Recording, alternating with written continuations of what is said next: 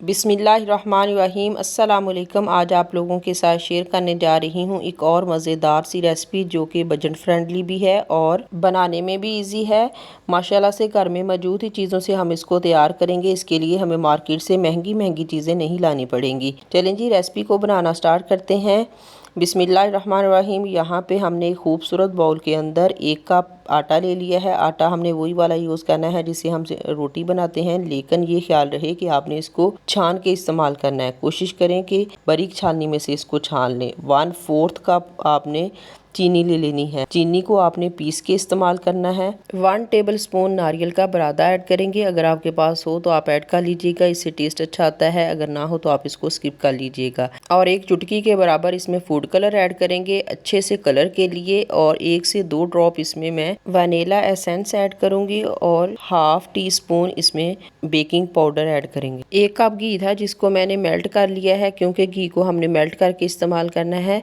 लेकिन ये याद रहे कि इसमें हमने कुकिंग ऑयल ऐड नहीं करना। घी की बजाय आप यहाँ पे मक्खन का भी इस्तेमाल कर सकते हैं, लेकिन कुकिंग ऑयल आपने इसमें हरगिज़ इस्तेमाल नहीं करना। अब थोड़ा थोड़ा घी इसमें ऐड करते जाएंगे और इसको हम गूंथते जाएंगे। इस तरह हमने इसकी अच्छी सी डो तैयार कर लेनी है। अच्छा, जो डो हमने तैयार करनी है ना, ये ना तो बहुत ज़्यादा सख्त होनी चाहिए और ना ही बहुत ज़्यादा नरम। और ये भी याद रहे कि इस डो में मैंने पानी का बिल्कुल भी इस्तेमाल नहीं किया, सिर्फ घी से इसको जो है वो अच्छी तरह से मैंने गूंद लिया है। बस इसको अब हम कवर करके तकरीबन 10 से 15 मिनट का रेस्ट देंगे।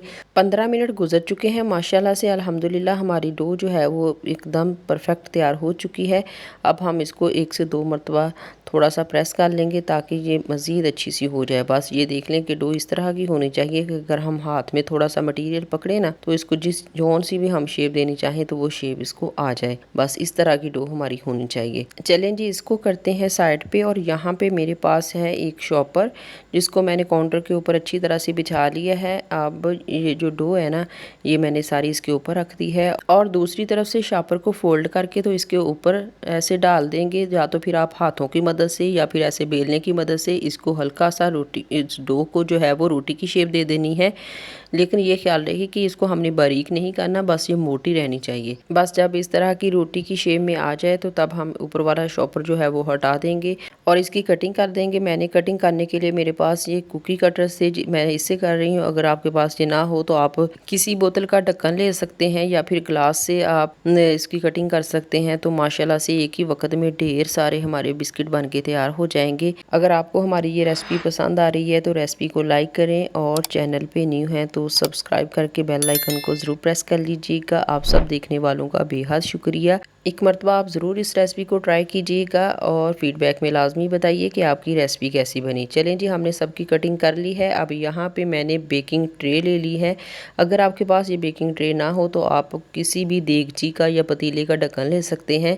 तो उसको हल्का सा कुकिंग ऑयल से ग्रीस कर लें, क्योंकि जब हम इसको बेक करेंगे ना, अगर हमने नीचे कुकिंग ऑयल लगाया होगा तो फिर इसके साथ वो चिपकेंगे नहीं। इसीलिए वजह से हमने इसको कुकिंग ऑयल लगाना है। बस माशाल्लाह से सारे बिस्किट मैंने ट्रे के अंदर रख लिए हैं। यहाँ पे हमें चाहिए 1 अदद अंडा। बस अंडे को हमने अच्छी तरह से फेंट लेना है। इसमें कोई भी चीज़ जो है वो ऐड नहीं करनी। बस ब्रश की मदद से थोड़ा थोड़ा अंडा जो है इन बिस्किट के ऊपर हमने लगा देना है।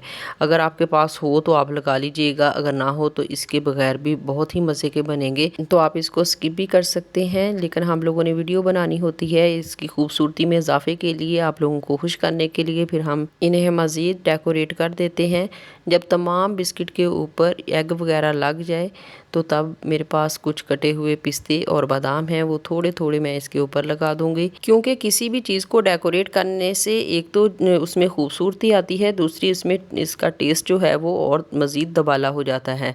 बस सबके ऊपर पिस्ते और बादाम लगाने के बाद इसको करते हैं साइड पे। और यहाँ पे एक पतीले को मैंने गर्म होने के लिए छोड़ दिया था और इसके अंदर मैंने स्टीमर रख दिया था। पतीले में मैंने कुछ भी ऐड नहीं किया हुआ। बस ये जो ट्रे है ना बिस्किट वाली, वो हम बड़ी एहतियात के साथ इसमें रख देंगे, क्योंकि पतीला काफ़ी गर्म है। और इसको कवर कर देंगे तकरीबन 20 मिनट के लिए। फ्लेम हमारा मीडियम टू लो रहेगा। मीडियम टू लो फ्लेम पे ही हमने इसको पकाना है। तकरीबन 20 से 25 मिनट लग चुके हैं और माशाल्लाह से अच्छी तरह से ये बिस्किट हमारे बेक हो चुके हैं।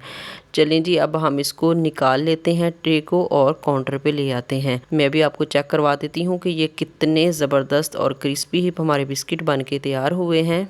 अच्छा जी, इस ट्रे को पतीले से निकालने के बाद ना इन बिस्किट को अलग करके तो आपने किसी भी जाली वाले बर्तन में रख देना है, ताकि इसमें हवा से ये अच्छी तरह से ड्राई हो जाएं।